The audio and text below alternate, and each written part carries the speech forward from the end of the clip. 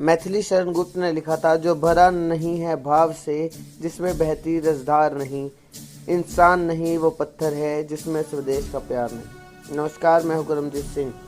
26 जनवरी के उपलक्ष्य में एक सैनिक के परिवार की कहानी आपको सुनाकर चाहूँगा। एक सैनिक जिसकी नई नई शादी होती है और शादी के पहले दिन ही उसे अपनी ड्यूटी ज्वाइन करने जाना पड़ता है।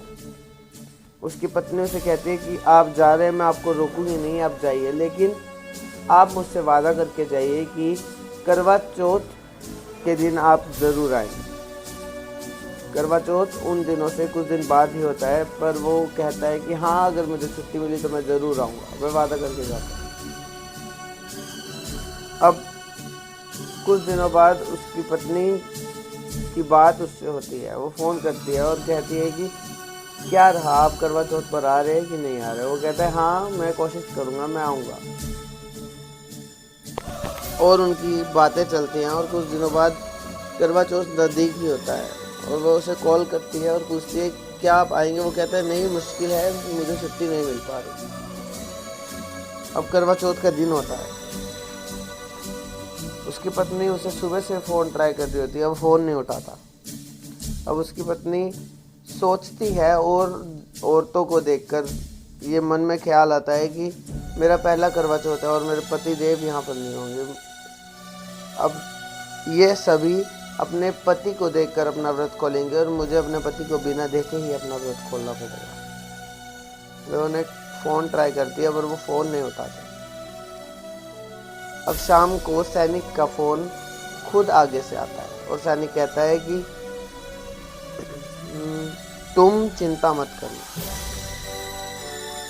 यहाँ पर सब कुशल मंगल है, तुम चिंता मत करना, बस अपनी और मेरी लंबी उम्र की प्रार्थना करना। उतने में फ़ोन पर पीछे से चीख की आवाज़ सुनती है। सैनिक की पत्नी चीख सुनकर डर जाती है और सैनिक कहता है कि मैं तुम्हें अभी कॉल करता हूँ, और सैनिक फ़ोन काट देता है। अब सैनिक की पत्नी को और ज़्यादा चिंता सताने लगती है। वो कहती है कि पता नहीं चीख किसकी थी। और उतने में ही सैनिक पीछे से आ जाता है और उसे कहता है कि वह चीख एक औरत की थी जिसका पर्स चुरा कर कोई भाग रहा था, और मैं जब तुमसे बात कर रहा था मैं बस स्टैंड पर खड़ा था और मैं घर आने के लिए रिक्शा देख रहा था, तो मैंने उसका पर्स जो था वो चोर से बचा दिया और उसे दे दिया। तो उसकी पत्नी बहुत गुस्से में उसे बोलती है कि तुम ड्यूटी से आने के बाद भी ड्यूटी ही निभा रहे हो।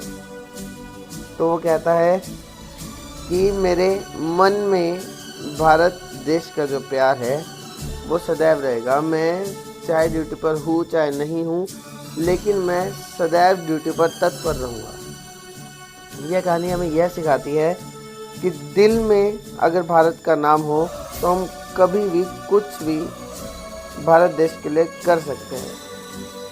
नमस्कार, और ऐसी कहानियाँ सुनने के लिए जुड़े रहिए।